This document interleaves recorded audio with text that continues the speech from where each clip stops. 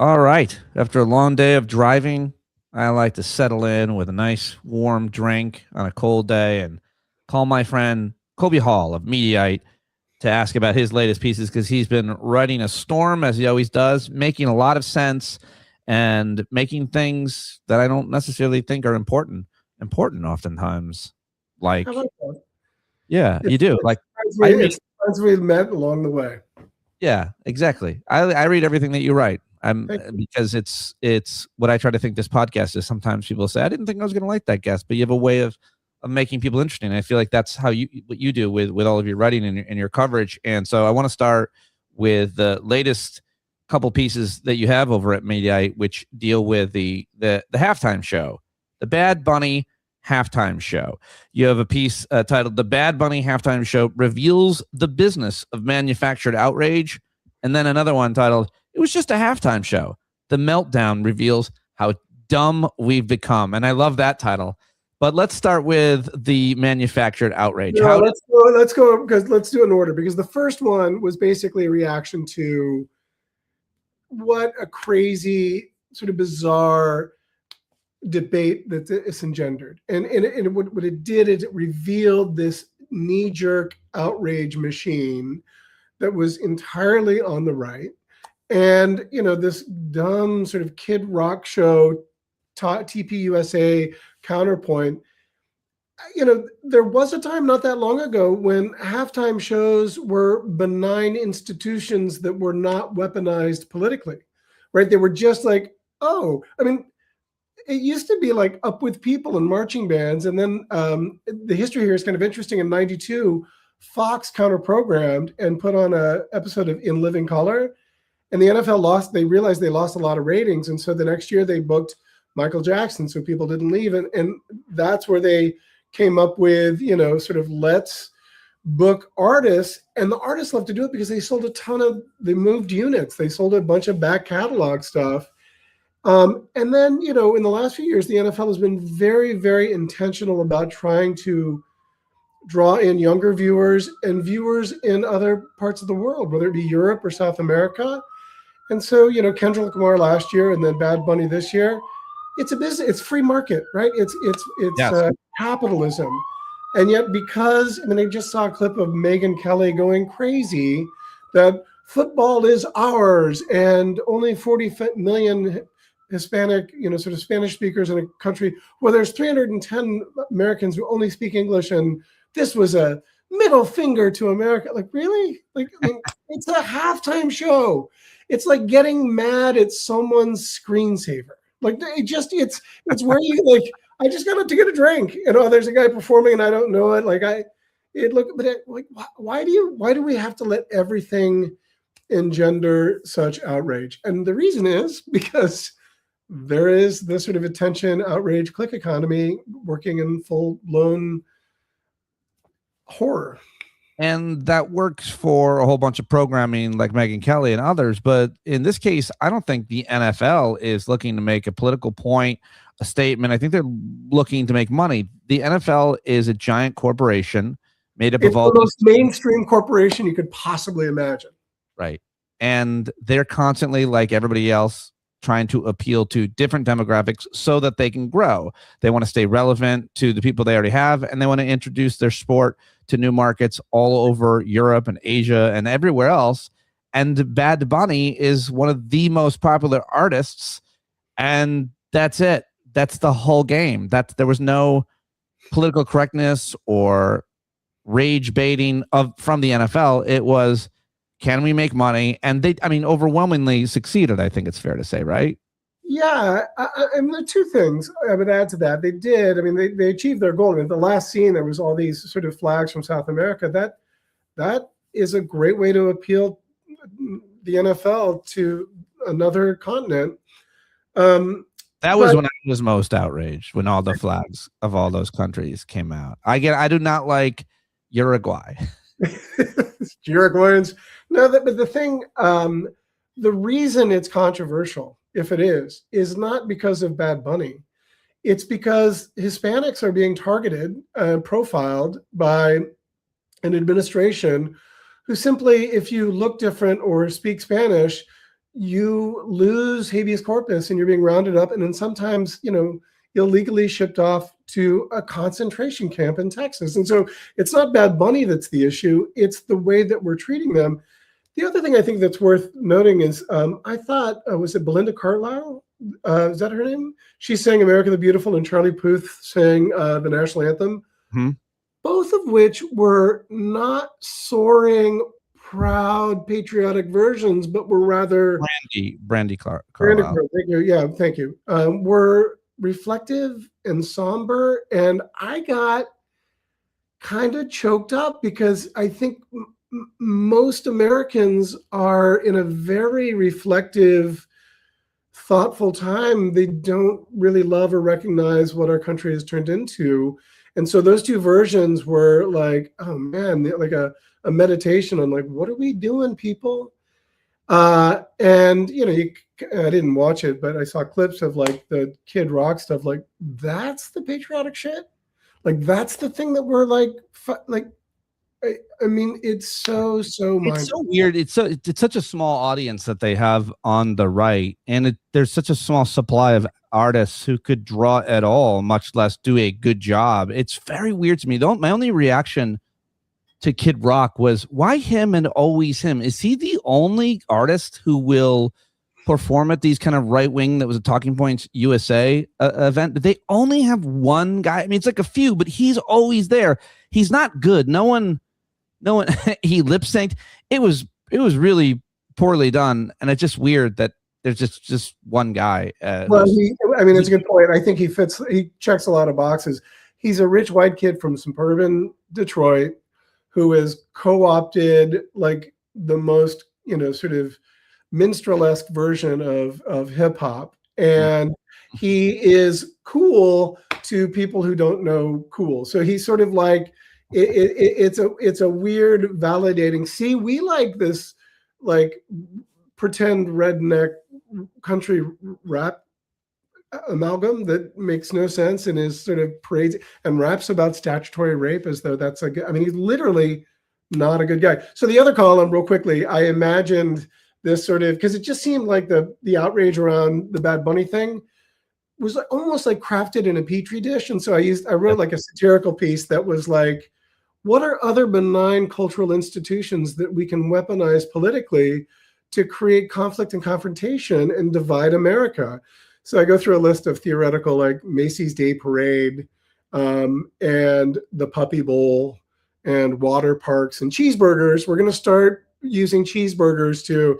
And it's all silly, but like the idea, like you could not have crafted this outrage click engagement machine powered by the algorithm that keeps us, glued to our screens, but also divided in a way that keeps us talking about, I don't know, great inequality of wealth and the Epstein files and any number of craven, horrible issues that we ignore instead of talking about Bad Bunny and what have you. It's a creative and funny piece. The hypotheticals where we could divide ourselves and make money at the same time, the Puppy Bowl, New Year's Eve. You also mentioned that you think there was too much virtue signaling, or that progressives acted like, they were signaling. And I don't know. I mean, I guess I see the point. I do appreciate it. I also felt like there was a lot of like Americans of Latin descent. I noted John Leguizamo made a video like crying. He's like, basically, we feel seen. You mentioned they've been under discriminated against forever, of course, but obviously now what we're seeing, as you described so eloquently earlier. So it seems like kind of a relief to celebrate Latin American culture as opposed to demonize it. What's wrong with that? Why do you hate the happiness? Happiness. No, I mean, there's two things. I can celebrate my Hispanic friends for enjoying this great moment as well deserved and well earned, especially in light of the really awful attacks from the administration. What I took issue with was the occasional over-the-top sort of deification by some predictable progressive voices that made it sound like this was, the equivalent to an "I Have a Dream" speech. And my point was, it was a halftime show, right? I mean, there were some moving moments. They sort of booked a kid who looked like Liam Rosa, and there was the marriage, and there was a little bit of sort of Easter eggs throughout. Yeah. but again, he's like a Latin club performer, right? Like he's just doing a show. He's not Nelson Mandela. And so it was, I get the moving nature, and I'm happy that John Leguizamo felt proud. And I am genuinely, but there was a little bit of over the top, like that's the most, come on. Like it's, again, last time, it was a halftime show. Wow, really anti-Hispanic. I would question if you've ever even met any Hispanic people or eaten any of their food. I would actually argue a lot of people are saying, like, if you're a racist person, you should not ever eat the food of the ethnicity that you're racist against. Like if you hate Hispanic people, don't eat our food. And it's like, they don't hate you that much. They can still like your food. Like after 9/11, people still liked Middle Eastern food. It's still delicious. Like the idea that your hatred would extend to the food, or that people should say, don't celebrate any part of our culture. Let's have some nuance. I mean, you can be filled with hate and still love all kinds of ethnic food, I think is what I'm trying to say. Yeah, I like good food. And I puedo hablar muy bien de español. I'm not, but I love my Hispanic friends and brothers, and I feel for them in this really difficult, dark time. I also feel that there is room to mock people that like are trying too hard to do the thing. Also, that's it's part of my brand to be a little bit sort of called balls and strikes. It's not just absurd hyperbole on one side. Oh, no doubt about it, which is one of the reasons I love reading you and talking to you. I do wonder what you think of this post. I love this Amanda, what's her name? Amanda's Mild Takes. She's on Threads. She's a big influencer now on political stuff. And I follow her on Threads. She wrote, I enjoyed Kendrick Lamar's halftime show, even though I'm not black. I enjoyed Bad Bunny's, though, even though I'm not Latina, because I like America and watching different cultures in their country celebrate themselves, because those are my neighbors. It never occurs to me to find that threatening, because I'm not a punk ass bitch. I like that take. That was a fun take. Good. I will tell you that if this is me revealing my late 50s age, I like the hits. I liked it when Prince played the hits. Yeah. Even U2, like bring out Stevie Wonder, go classic soul, like songs that and this is me this is me sounding like an old, but this is where the NFL realizes the youths unless they're playing in fantasy football, they don't care about the NFL. So that's why they book Kendrick Lamar, and that's why they book Bad Bunny. It's not for me or you. It's for the young kids who are into it. It's not my favorite type of music, to be honest. I want to talk to you. It's not mine either, but I don't know shit about music, and no one should ever care about my opinion on music. I can't. It's my cultural blind spot. I like to listen to music. I can't talk about it. You shouldn't listen to me talk about it. I want to ask you about some of the Epstein file stuff. You've written several pieces, obviously, about this. This is a huge and important issue. It matters for so many reasons. Today, there was news in that apparently certain legislators got access to seeing the unredacted files, and I'm not sure what's come out of it because I've been kind of driving all day. I saw some of the things. There does seem to be some news. The Steve Bannon thing is pretty fascinating to me because I'm obsessed with him because I used to work with him at Sirius XM. But apparently, and I saw this at the great piece over at Mediaite, it wasn't yours, but he's getting bashed right now by. So sad for him. Isn't that tough?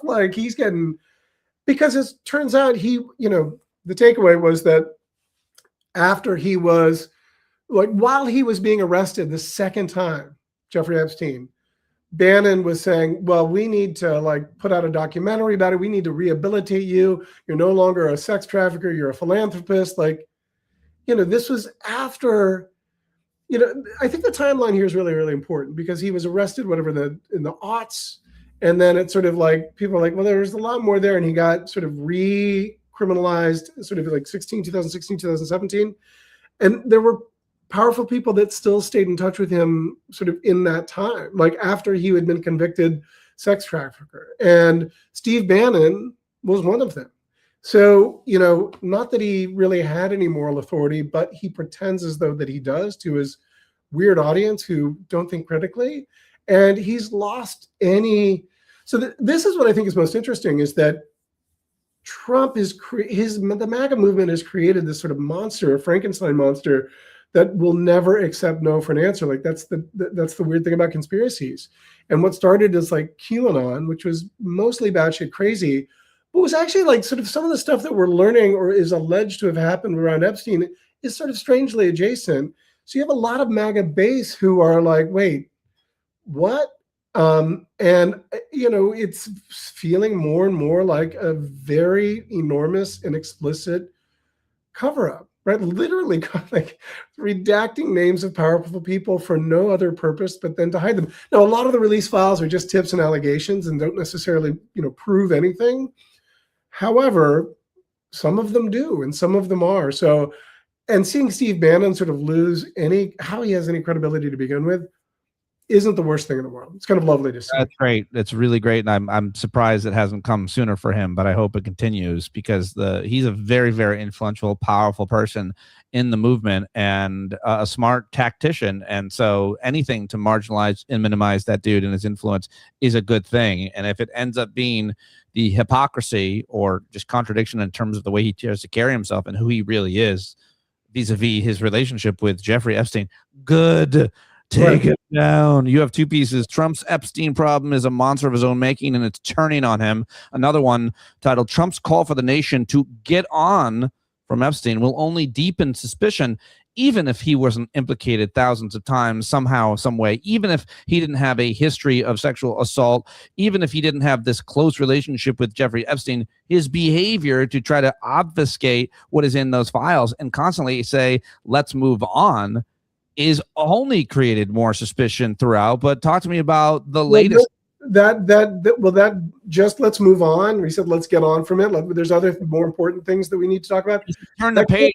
Kathy Hochul, the governor of New York, said you're on the next page too. Right. That's a great line. Well, that came in the context of him blowing up on Caitlin Collins and like doing the old sort of personality, like you should smile more, you'd look prettier, like literally. And I know Caitlin's like a consummate professional who honestly owes her career to Tucker Carlson of all people. She used to write for Daily Caller and she is a pro, and journalists are supposed to speak truth to power and ask tough questions, which she does with grace and humility. But everyone focused on, oh, Trump insulted Caitlin Collins. And to me, the headline was, he said, there's nothing to look here. These are not the droids you're looking for, trying to use his Jedi mind tricks to wish cast the Epstein scandal to go away. And him wish casting it and saying, let's move on, only makes it a bigger deal. And the other column that I wrote was kind of what I said earlier. It's like he created a Frankenstein monster. Yeah. He's, and it's turning against him. And it's just one in a long list of things where Trump seems to be, I don't know if it's disinhibition or early onset dementia, but or if he just doesn't care, but he's lost his fastball and he's losing when Marjorie Taylor Greene is saying like it's MAGA was all a lie, like we're in a different place. And I think he recognizes that. I feel like the power of the victims who have organized, many of them together, is being undervalued and underrated, not only from the human impact, but the political impact in terms of what they've done. They put this ad out yesterday, the victims, Jeffrey Epstein's victims. And so when Epstein or Megyn Kelly or any right winger wants to move on, I don't know where she is on it, but when anybody wants to move on from it, you can't, because you have these victims who are not going to turn the page. They're not going away until what they know is made public, until there are consequences for the very powerful men, including people that are very much in Trump's orbit. Steve Witkoff, did you see this week? He also basically defended Bill Clinton. Trump was like, yeah, I like him and his wife. He likes bad men who behave badly because they give him some, I'm not going to get in his head, but he's constantly defending bad men, and he's got a lot of them around him who are going to be or have been implicated in Howard Lutnick sat down with Miranda Devine from New York Lutnick, not Witkoff. I'm sorry. Yeah, he said, like, I only interacted with him once. We went into his house. He lived next door. I was creeped out. I said, we're never hanging out with him again. Turns out, like, he was in business with him. He traveled with him. He vacationed with him. They were like, that was shockingly total bullshit. And that's where we are, where people are just like, well, just lie, just say whatever and hope that it will go away. And the crazy thing is that there's all this chaos surrounding Trump and they all seem to thrive in it. Whereas like if I have like one small little controversy around something that I've written, I'm like, disabled for a day because I'm so stressed out about it. These dudes are like, what are you going to do? Like, just let it go. And for the most part, it's worked for him. Like Trump, at least, like he thrives in that scene. And it's terrible. Apparently Jeffrey Epstein is alive in Israel. That the internet really wants to believe that. And as it turns out, that image is amazing. Although Jeffrey looks like 1,000 men, to be fair. No, it's, and you put it along, and apparently that image was AI. The great part was that like a Fortnite account attached to one of his email addresses logged in to the Xbox or Fortnite or Epic Game server from Israel. And I'm actually also a Fortnite player. That's my one sort of like. Oh, no way. Well, it comes from my kids are really into it, and I used to play with my kids when they were little, but then I grew out of it because I'm a grown man. Yeah, but it's a good like 20-minute escape where I don't have to think about anything. It's silly, and it's nice. I tweeted this that my username I was created as like a Phil Dunphy joke hype beast dad. So future sleuths, if I happen to go and you see me, you can look me up under hype beast dad. That's my username account for Xbox.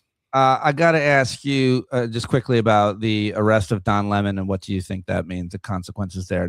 Mainly that Don Lemon is more powerful than ever before, just like Jimmy Kimmel is. Every time it keeps backfiring. It's such a dumb. I just had dinner with him 2 weeks ago, and I just did a hit with him today. Like I asked him before we were talking, like, there's got to be some silver lining to this. Like this has to be good for your business. And he was like, yeah, it still sucks. It's just, like all things being equal, he'd rather not have been arrested.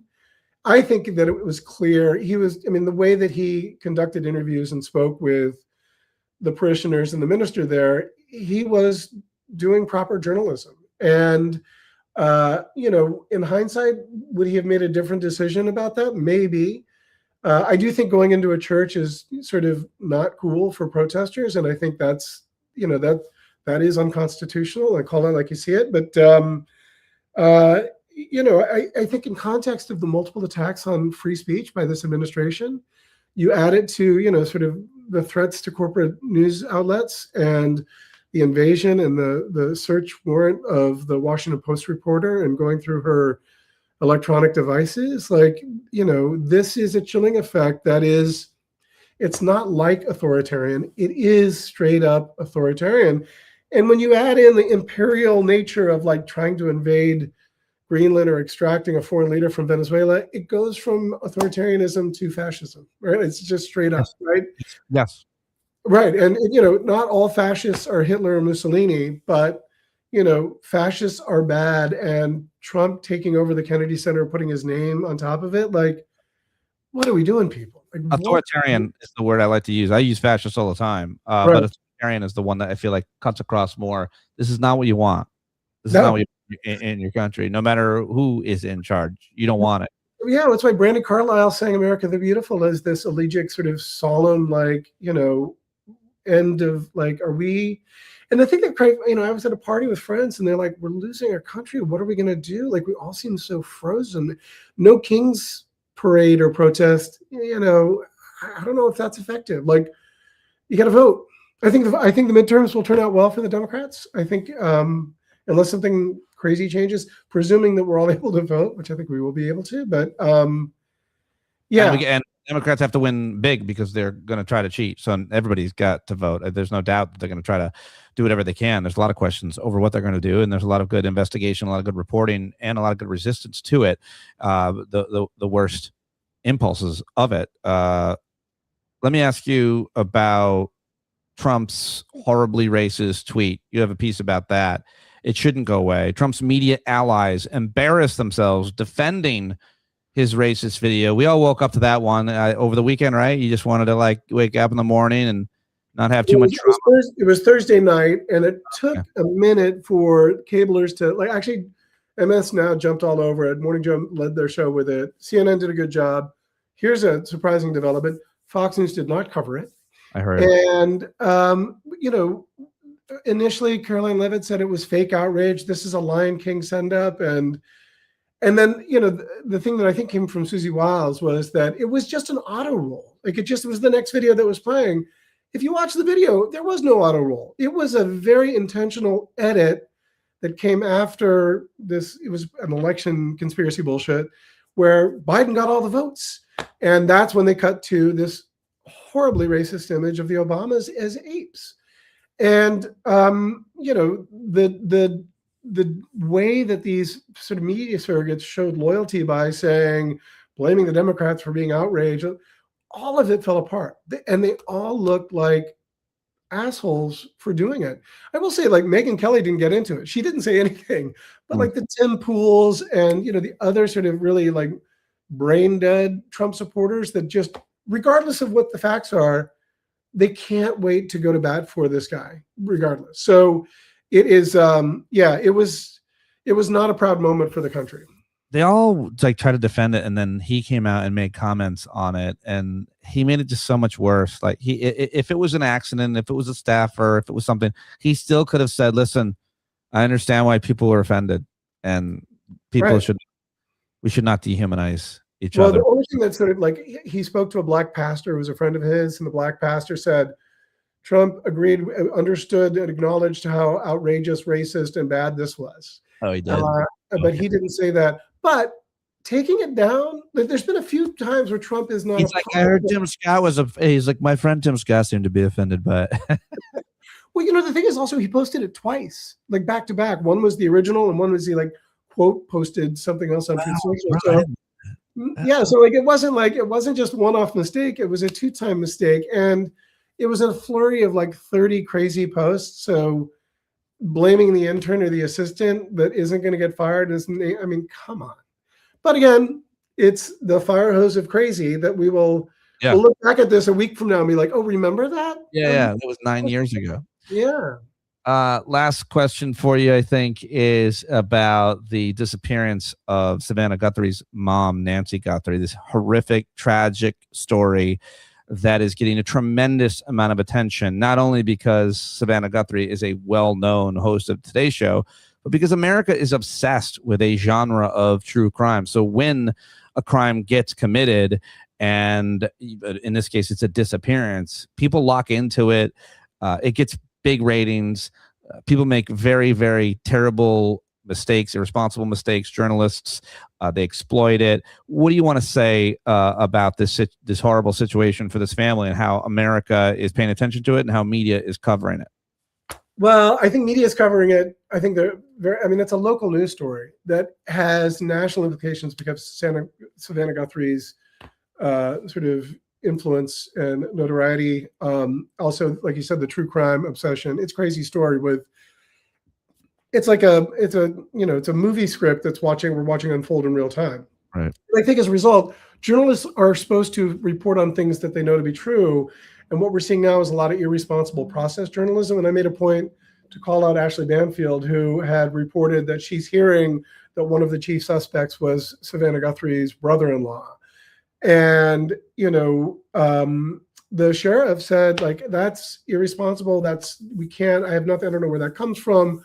That's bullshit. And it kind of got in the way. And, she does put, because I know Ashley and she's a nice person, but like she's a full-time person that's pivoting to this live news story, and there's zero responsibilities. There's zero apology. I mean, technically it could be true, but even if it does end up being true, like sometimes it's better to like not give out leads. So I think it's where sort of clickbait influencer farming needs to get out of the way, because it actually is hurting the investigation, not helping it.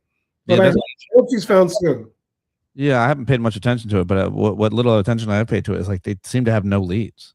They seem to not know. At least publicly, they're not saying anything. Well, that's the thing. Is like, what are they saying publicly versus what they actually know? Like they knew that Kohlberger was the big suspect in the Idaho killings, but they pretended that they didn't know because they didn't want to scare anyone. So that's where Ashley Banfield may have a point. Like they could be sort of obfuscating so that they can sort of lay a trap, but I don't know. I'm the same way. And I'm not a true crime guy. Like this is a story that hurts and that is sad that I just would rather not pay attention to. And that's, yeah. Anyway. All right. Well, I took up enough of your time. I do appreciate it very, very much. I hope everybody goes and reads you at Mediaite, one of my favorite stops. And I always read everything Colby is writing. Follow him and support him on all the social media. You're doing great work as always. I appreciate you joining me today. Thanks, Pete. Always love coming on here. Bye, everybody.